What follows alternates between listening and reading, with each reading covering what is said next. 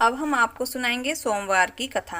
महादेव जी कैलाश पर्वत पर जा रहे थे। पार्वती जी बोली, मैं भी चलूंगी। महादेव जी बोले, पार्वती जी तुम मत चलो, तुम्हें भूख प्यास लगेगी। बोली, महाराज मैं भी चलूंगी। रास्ते में बोली, महाराज मुझे भूख लगी है, मैंने तो खीर खांड का भोजन चाहिए। महादेव जी बोले, मैंने तो कहा था मत चलो। तब एक साहूकार के घर आ गए।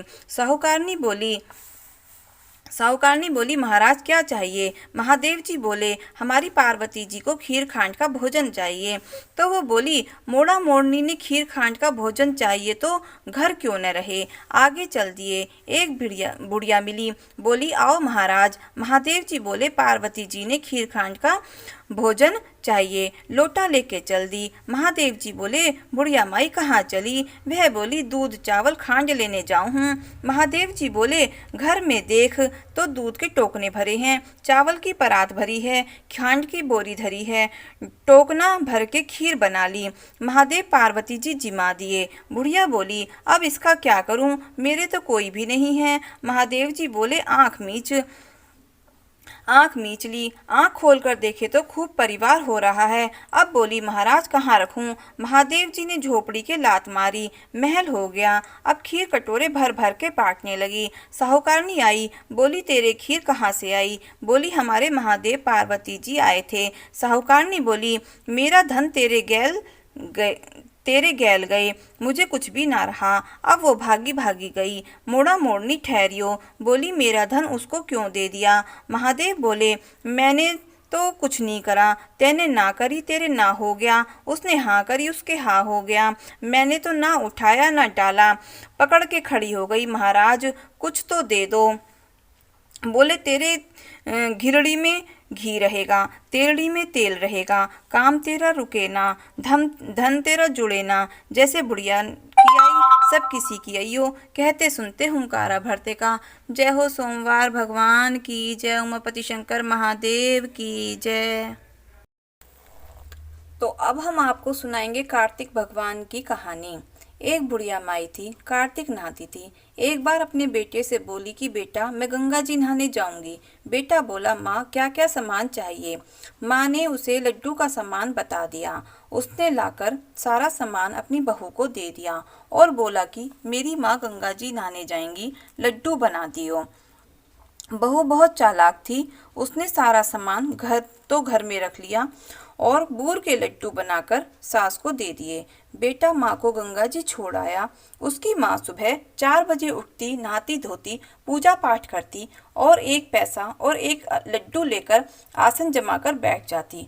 भगवान जी महाराज आते और कहते, खोल किवाड़ी दे माई लड्डुआ, और बुढ़िया माई उन्हें एक पैसा और लड्डू दे देती तो भगवान अपना लड्डू और पैसा लेकर चले जाते।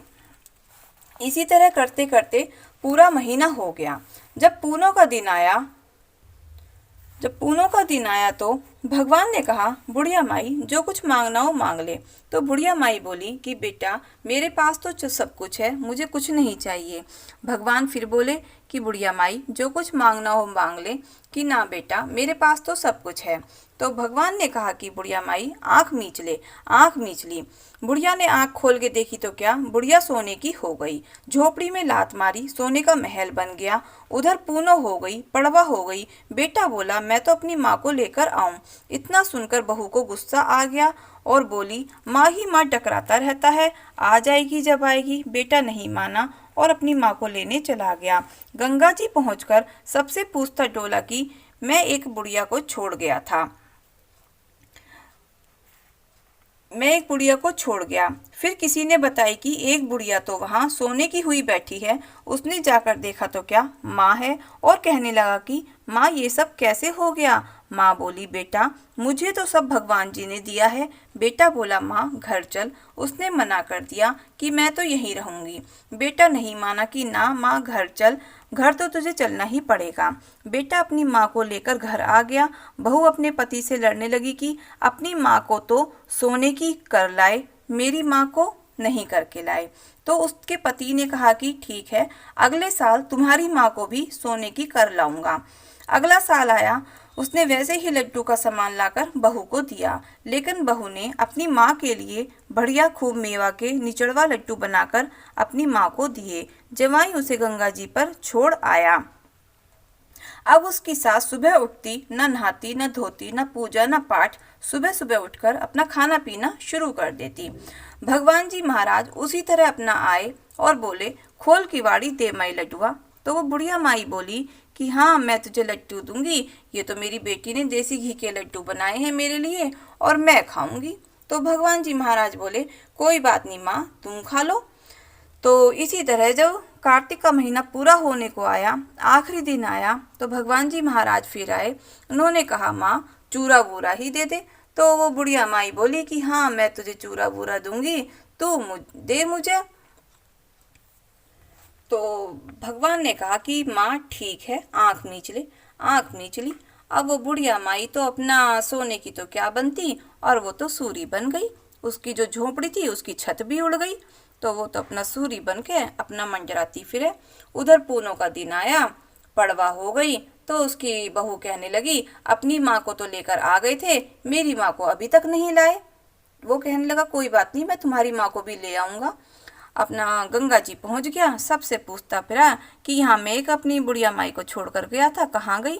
सब ने कहा, यहाँ तो ये सूरी मंजराती सी फिर रही है, यही है, इसे ही ले जाओ। उसे ही अपना बैलगाड़ी में पीछे बांधा और अपना लेकर आ गया। तो बेटी और देवती दोनों खुश हो रहे थे, नानी सोने की होकर आएगी, बेटी बोली माँ सोने की होकर आ गई आएगी। तो बस जब देवती ने देखा और वो तो अपना आसन पाटी लेकर पड़ गई। उधर दौड़ी दौड़ी बेटी भी गई कि माँ सोने की होकर आएगी। अब जब देखा कि माँ तो सूरी बनी हुई है, तो उसे बड़ा मतलब एकदम परेशान हो गई वो तो अब उस गांव में अपना फिर रही, पंडितों से पूछ रही कि भैया अभी इनका कैसे दोष दूर हो। तो किसी ने बताया कि जो कोई 4 माह नहाता हो और वो अपना नहाए का जल और कपड़ों का निचोड़ा पानी इनके ऊपर डाले तो इनका दोष दूर हो। अगला साल आया, सास से बड़े प्यार से बोली कि आप इनके ऊपर अपने नहाए धोए का जल और कपड़ों का पानी इनके ऊपर निचोड़ दिया करना। कि उन्होंने कहा ठीक है। अब जब कार्तिक के महीने में उसने बहू ने अपनी सास की बड़ी सेवा करी, अपनी बहू को बहुत अच्छे से नहलाया धुलाया और वो जल अपनी माँ के ऊपर डाल देती। जब कार्तिक का महीना पूरा हुआ और पूनों का दिन आया, तो जैसे ही उसने वो जल डाला कपड़ों का नहाए का, तो वो अपना उसका दोष उतर गया, लेकिन पूंछ उसकी फिर भी सूरी की रह गई, क्योंकि वो पटरे के नीचे दबी रह गई थी। तो इसलिए कहते हैं, हिरस भाव से कोई ना करे, सद्भाव से कोई ना करे। कार्तिक का महीना बहुत श्रद्धा भाव से करे। तो जैसे भगवान ने उस बुढ़िया माई का दोष उतारा, सब किसी का उतारना, जैसे उस बुढ़िया माई को दिया सब किसी को देना। कहते सुनते हुंकारा भरते का। जय हो कार्तिक भगवान की जय। तो अब हम सुनाएंगे आपको एक सास बहू की कहानी। एक सास बहू थी, वो कार्तिक नहाया करती थी।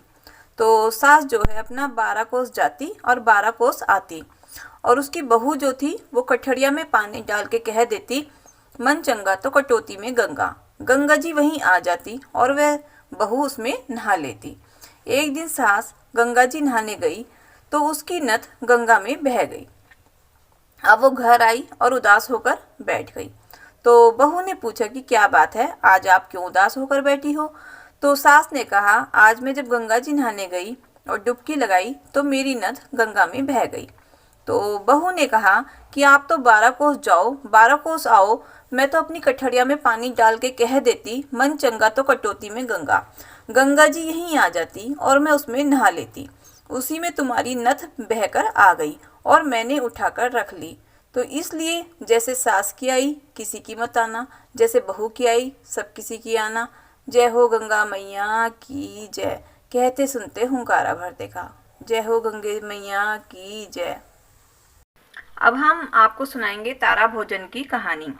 एक राजा की लड़की तारा भोजन करती थी। उसने अपने पिताजी से कहा, पिताजी मुझे 9 लाख तारे बनवा दो, मैं दान करूंगी। राजा ने सुनार को बुलाया और कहा कि मेरी बेटी तारा भोजन करती है, तुम 9 लाख तारे बना दो। सुनार सूखने लगा। सुनारी ने पूछा कि तुम उदास क्यों रहते हो? उसने कहा, राजा ने 9 लाख तारे बनाने के लिए कहा है, मैं कैसे बनाऊं? मुझे तारे बनाने नहीं आते। राजा की बात है, जन बच्चा कोल्हू में पिलवा दिया। सुनारी ने कहा, इसमें परेशान होने की क्या बात है? गोल सा पतरा काट के कलिया काट देना, राजा ले जाएगा। सुनार ने ऐसा ही किया, राजा ले गया। राजा की लड़की ने 9 लाख तारे और बहुत सा दान किया। भगवान का सिंहासन डोलने लगा। भगवान ने कहा, देखो मेरे नेम व्रत पर कौन है? 3 कूट देखा तो कोई नहीं था। चौथा कूट देखा कि राजा की लड़की तारा भोजन कर रही थी। भगवान ने कहा, उसे ले आओ, उसने व्रत किए हैं। भगवान के दूतों ने कहा, चलो तुम्हें भगवान ने बुलाया है। उसने कहा, मैं ऐसे नहीं जाऊंगी, मैं तो सारी प्रजा को, उस सुनार को जिसने मेरे लिए तारे बनाए हैं, जिसने मेरी कहानी सुनी, सबको लेकर जाऊंगी। दूत उसके लिए बड़ा विमान लाए कि चलो। वह कहने लगी कि हाँ, अब चलूंगी। उस विमान में बैठकर जाने लगे। रास्ते में उसे अभिमान हो गया, मैं तारा भोजन व्रत नहीं करती तो सबको स्वर्ग कैसे मिलता? दूत ने उसी समय उसे वहीं नीचे उतार दिया। उसने कहा, तुमने मुझे नीचे क्यों उतारा कि तुम्हें अभिमान हो गया है? दूत भगवान के पास पहुंचे तो भगवान ने कहा, इन सब में तारा भोजन व्रत करने वाली कौन सी है? वे बोले, उसमें अभिमान आ गया था, इसलिए हम उसे वहीं छोड़ आए। भगवान बोले, नहीं नहीं, उसे लेकर आओ। लड़की ने 7 बार क्षमा मांग ली। क्षमा क्षमा क्षमा क्षमा क्षमा क्षमा क्षमा करो भगवान। जैसे राजा की लड़की को स्वर्ग मिला, वैसे भगवान स्वर्ग को सबको स्वर्ग लोक देना। जय हो तारा भोजन की जय। कहते सुनते हुंकारा भरते का। अब हम कहेंगे चुटक बिनार भगवान की कहानी। तो ये बहुत छोटी सी कहानी है। तो एक बाड़ी था, वो 4 डंडे गड़ता था। तो उसमें 2 से अपने घर का पालन पोषण करता था और 2 चुटक बिनार भगवान के निकालता था। तो एक दिन उस सारे राज्य में, नगर में आग लग गई। तो सबके घर जलकर राख हो गए। सिर्फ उस बाड़ी का ही घर बचा था जो 4 डंडे गड़ता था और चुटक बिनार भगवान के निकालता था। जब सबके घर जलकर राख हो गए, उसका घर बच गया, तो धीरे धीरे पूरे नगर में यह बात फैल गई कि सबके घर जल गए तो उसका घर कैसे बच गया। जब सारे नगर में बात फैली तो ये बात राजा तक भी पहुंची। जब राजा के पास पहुंची तो राजा देखने आए और उन्होंने देखा कि सबके घर जलकर राख हो गए हैं, तो इस बाड़ी का घर कैसे बच गया। उन्होंने पूछा कि भाई तुम क्या करते हो, तुम्हारा घर कैसे बच गया? तो उस बाड़ी ने कहा कि जी मैं तो कुछ भी नहीं करता, मैं तो 4 डंडे करता हूँ, 2 से अपने घर का पालन पोषण करता हूँ और 2 चुटक बिनार भगवान के निकालता हूँ। कि राजा ने कहा कि अच्छा, चुटक बिनार भगवान का इतना महत्व है। तो राजा ने पूरे नगर में ढिंढोरा पिटवा दिया कि चुटक बिनार भगवान का हर कोई निकाले। तो जैसे चुटक बिनार भगवान ने उस बाड़ी का घर बचाया, उसकी रक्षा करी, तो ऐसे ही चुटक बिनार भगवान सब किसी की रक्षा करना, सब किसी का घर बचाना, सबको खूब धन दान देना। तो कहते सुनते हुंकारा भरते का। जय हो चुटक बिनार भगवान की जय।